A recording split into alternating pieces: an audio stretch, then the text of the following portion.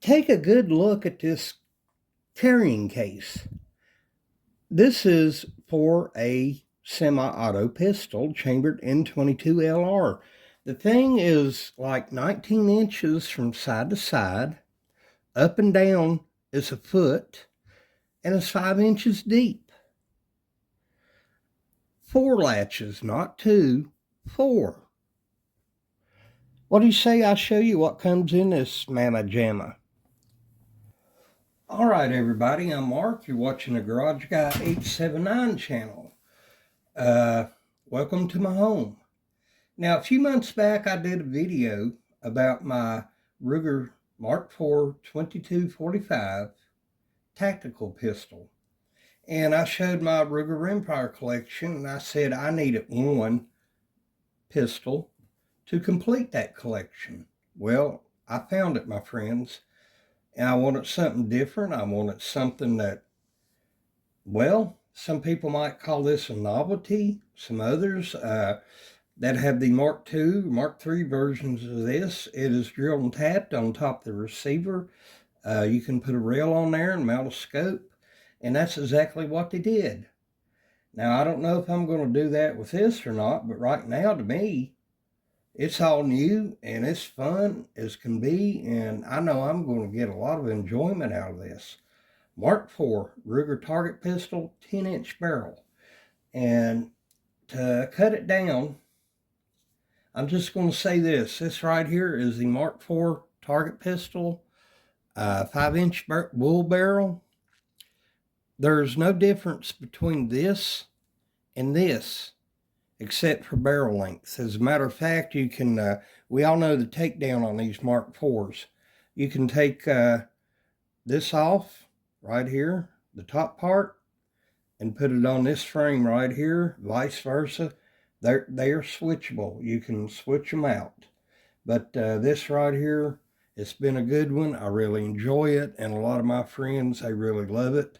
I can't even begin to think how many have tried to buy this off me. Guess what? It's a keeper. It ain't going nowhere.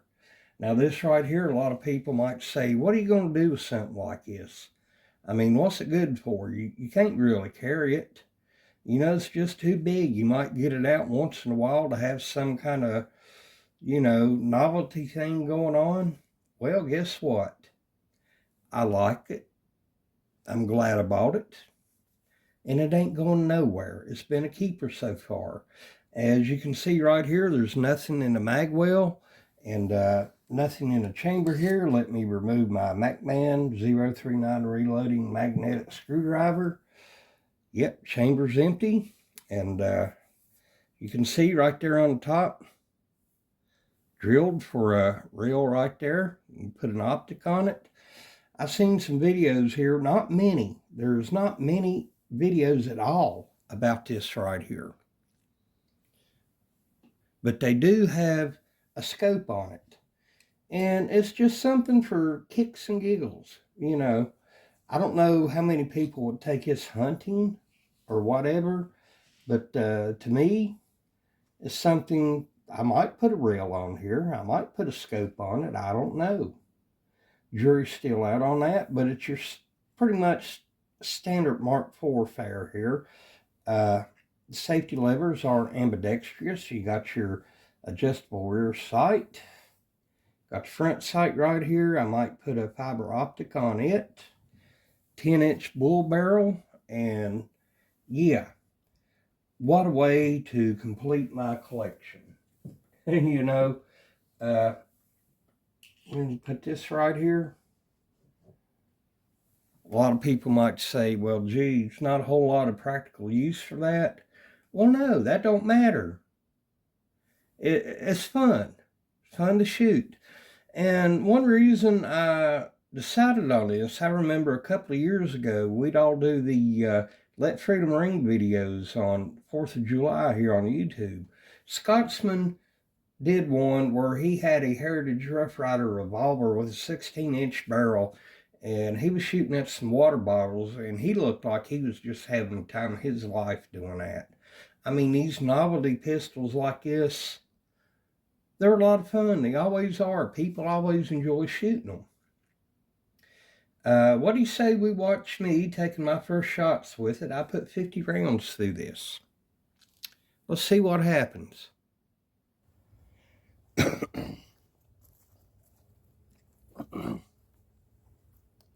3, 2, Ruger Mark IV target pistol, 10-inch barrel. Let's put the first rounds through it. Oh boy.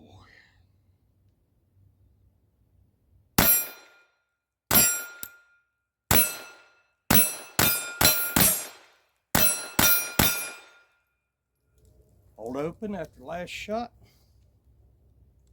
No problem. A few more rounds. Oh boy. There we go.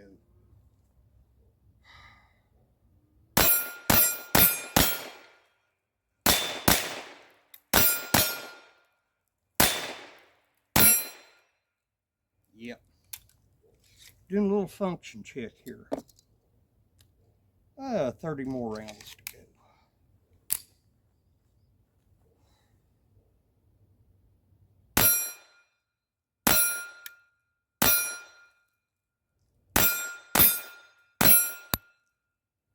Now with that longer barrel, it wants to seem to roll around a little bit. Take a little getting used to, but that's all right.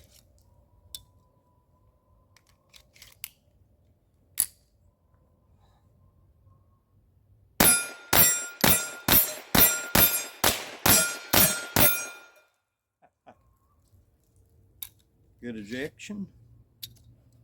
Rounds 40 through 50. All right.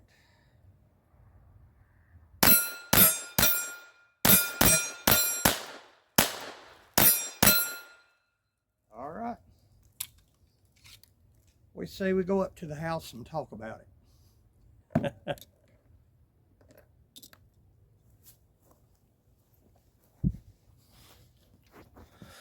All right, as you saw on the video, everything went off without a hitch. Spent shell ejection was very good. No jams, no malfunctions of any kind.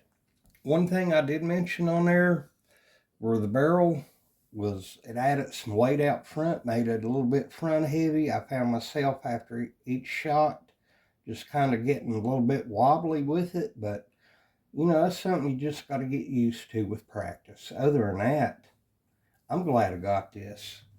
Will I mount a reel and scope on it? Maybe. I might add some bells and whistles to it. But as far as the trigger and everything else, you know, I like to keep it stock. You know, I'm pretty much a minimalist. And if something works the way it is, then why change it?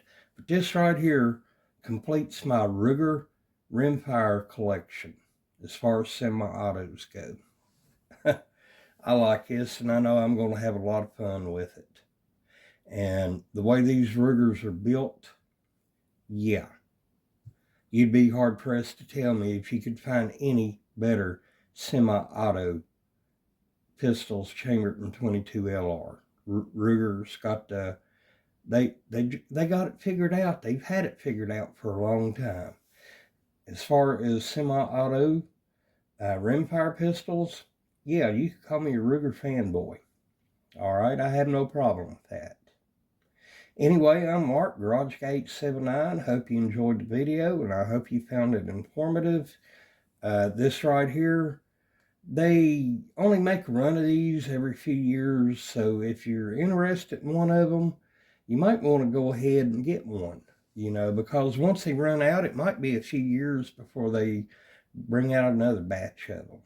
All right? Catch you good people later.